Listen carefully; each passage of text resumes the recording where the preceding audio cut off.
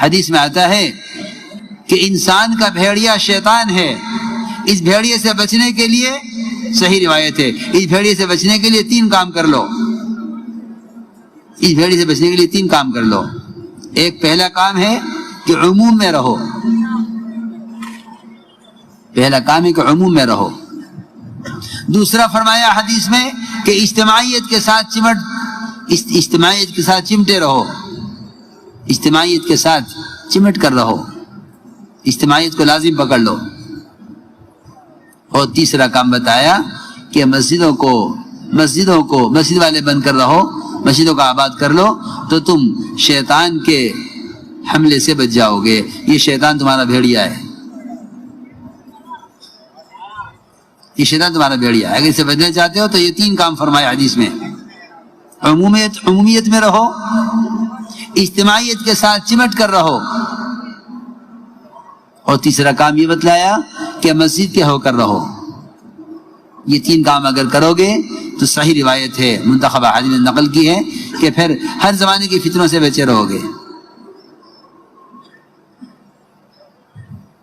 اس لیے اس کام کے مزاج کے ساتھ کیا جائے،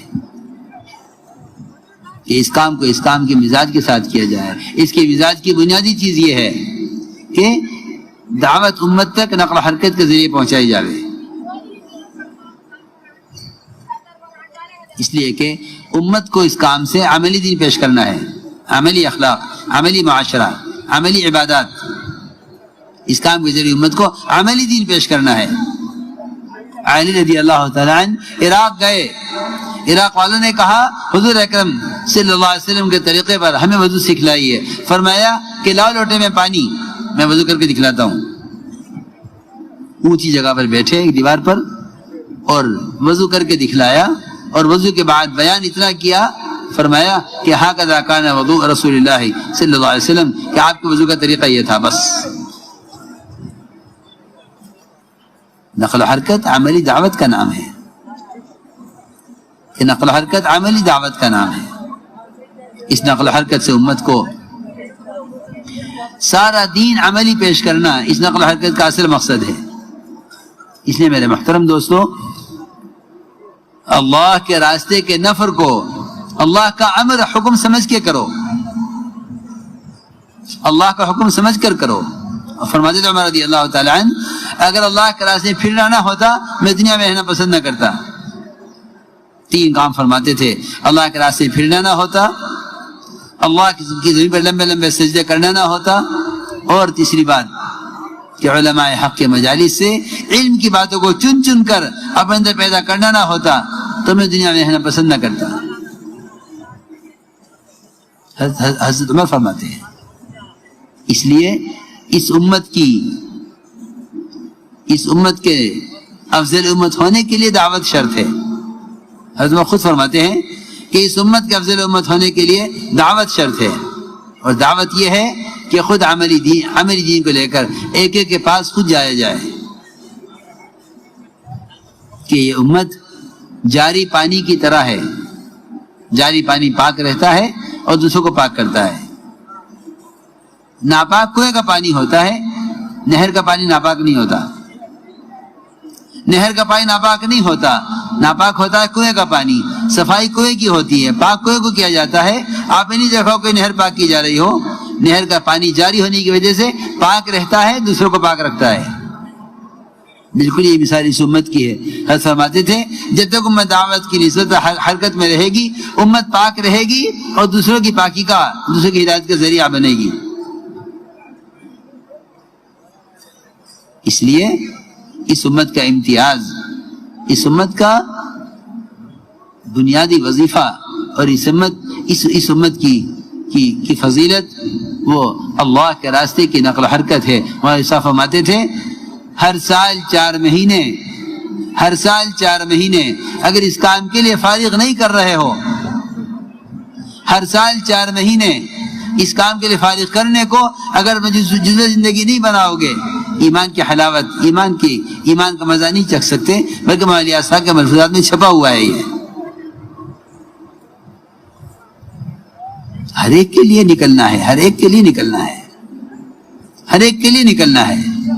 علماء نکلے امت کی قیادت کے لیے، امت کی تعلیم کے لیے. عوام نکلے اللہ کے راستے میں ساری امت کو اس طرف لانے کے لیے اور علماء سے استفادے کے لیے. اس لیے کہ اس امت کی خاصیت یہی ہے، خصوصیت یہی ہے اس امت کی کہ اپنے دین کو لے کر حرکت میں آؤ. سارا ماحول بدلے گا نقل حرکت سے. اللہ نے دعوت میں خاصیت رکھی ہے ماحول اور یقین کو بدلنے کی. دماغ صبح دعوت دینے گئے قوم کو، شام تک پوری قوم اسلام میں داخل ہوئی، نمازیں ہونے لگی، اذانیں ہونے لگی، مسجدیں بن گئی صبح سے لے کر شام تک. اللہ نے دعوت میں خاصیت رکھی ہے یقین اور ماحول کے بدلنے کی. اس لیے میرے عزیز دوستو، اس اجتماع کا اصل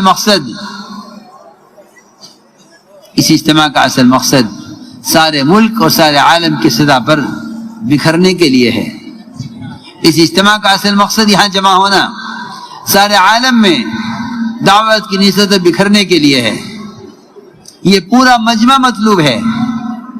ہمارے اجتماعات میں یہ سوال ہونا کہ کون تیار ہے، یہ سوال اس اجتماع کے موضوع کے بالکل خلاف ہے. اس اجتماع کے موضوع کے بالکل خلاف ہے یہ کہنا کون تیار ہے. ہم سب کا، ایک ایک فرد کا اس میدان میں جمع ہونا اللہ کے راستے میں نکلنے کے لیے ہے. اللہ کے راستے میں نکلنے کے لیے ہمارا جمع ہونا اس مقصد کے لیے ہے. ہمارا جمع ہونا اس مقصد کے لیے ہے کہ ہم اللہ کے راستے کے نفر کے لیے جمع ہوئے ہیں. یہ مقصد ہے جمع ہونے کا. اس لیے کہ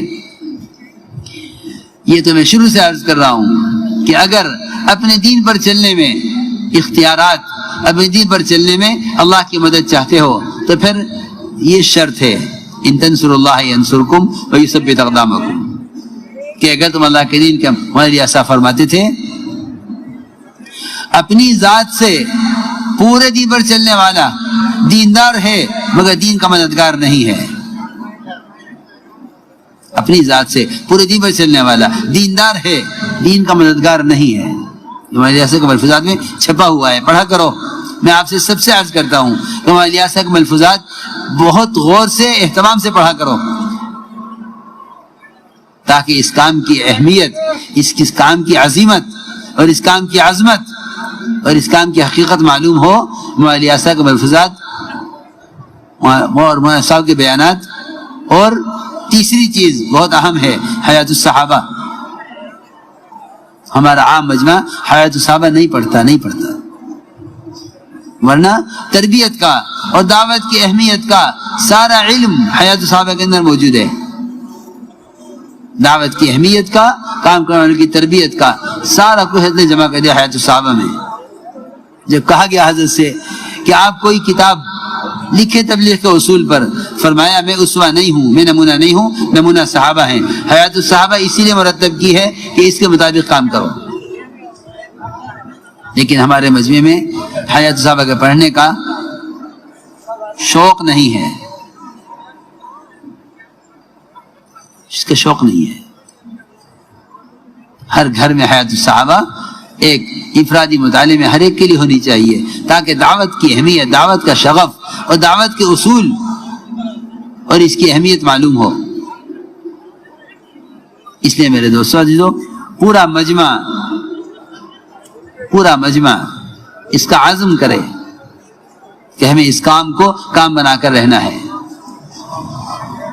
اور صاحب فرماتے تھے اگر ایک مرتبہ بھی یہ کہہ دے گا کہ آج نہیں کل چلا جاؤں گا، تیرے ساتھ معاملہ وہ ہوگا جو کعب بن مالک کے ساتھ ہوا ہے.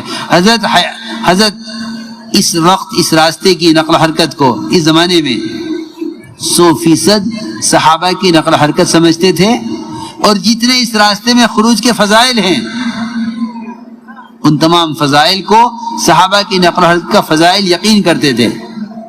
یہ اس زمانے کی غلط فہمی ہے لوگوں کی کہ وہ کہتے ہیں کہ یہ فضائل اس زمانے کے، حالانکہ اس زمانے کے فضائل اس مقصد کے لیے تھے، اس زمانے کے فضائل بھی اسی مقصد کے لیے ہیں. یہ اعتراض ان لوگوں کو ہوتا ہے جو مولانا صاحب کے بیانات اہتمام سے پڑھتے نہیں ہیں. اس لیے عرض کر رہا ہوں کہ حضرت کے بیانات اہتمام سے پڑھیں، اہتمام سے پڑھیں کہ نقل و حرکت کی اہمیت حضور اکرم صلی اللہ علیہ وسلم نے صحابہ کا مدینے میں مرنا پسند نہیں کیا. ایک صحابی کے وقت آیا وفات کا مدینے میں، آپ نے خود ہی کہنے لگے کہ اونٹ کی طرح مدینے میں مر رہا ہوں، کاش اللہ کے راستے میں ہوتا، کسی زخم سے روح نکلتی تو اللہ کے راستے کی موت، اللہ کے راستے میں موت آتی جو دین کا حیات کا ذریعہ بنتی. ایک صحابی مدینے میں وفات پائی، آپ نے فرمایا کاش مدینے سے باہر مرتا. حضور اکرم صلی اللہ علیہ وسلم نے اپنی امت کو نقل و حرکت پر ڈالا تھا. میں نے شروع میں عرض کی تھی ایک بات، شاید آپ کو یاد ہو، شاید آپ کو یاد ہو، میں نے شروع میں ایک بات عرض کی تھی کہ مسلمان پر مال خرچ کر دینا یہ دین کی نصرت نہیں ہے، یہ مسلمان کی نصرت ہے. اور میں قسم کھا کر کہہ سکتا ہوں کہ اگر اس زمانے میں کسی ایک مسلمان کو پوری دنیا کا مال دے دیا جائے، اللہ تعالی اپنی رضا سے اس آدمی کو پوری دنیا کے مال کا مالک بنا دیں. میری بات توجہ سننا، ایک فرد کو اللہ تعالیٰ، ایک مسلمان کو پوری دنیا کے مال کا مالک بنا دیں، اور یہ اس پورے مال کو جو زمین کے اوپر اور نیچے ہے، اس پورے مال کو ایسے خیر کے کام میں خرچ کر دے جس سے اللہ بھی راضی ہو جائے، اور یہ اس خرچ کرنے میں مخلص بھی ہو، تب بھی خدا کی قسم آدھے دن اللہ کے راستے میں نکل کر دعوت دینے کے برابر نہیں ہے. اس بات کو دل میں اتارنا پڑے گا، اس کو تسلیم کرنا ہوگا. یہ کوئی خیالی بات نہیں ہے یا یہ کوئی تبلیغ والوں کا دعویٰ نہیں ہے، یہ بھی یاد رکھو، بلکہ براہ راست محمد صلی اللہ علیہ وسلم سے یہ بات اسی طرح ثابت ہے، یہ بات اسی طرح ثابت ہے جس طرح میں کہہ رہا ہوں. یہی معمول آپ کا تھا اپنے صحابہ کو راہ خدا میں نکالنے کا، یہی معمول خلفاء راشدین کا تھا. معاذ بن جبل سید العلماء جمعہ کی نماز پڑھنے کے لیے ٹھہر گئے، جماعت صبح روانہ ہو گئی، یہ ٹھہر گئے. کیوں؟ آپ کی مسجد میں نماز پڑھیں گے، امیر کا خطبہ سنیں گے، یہ فضائل.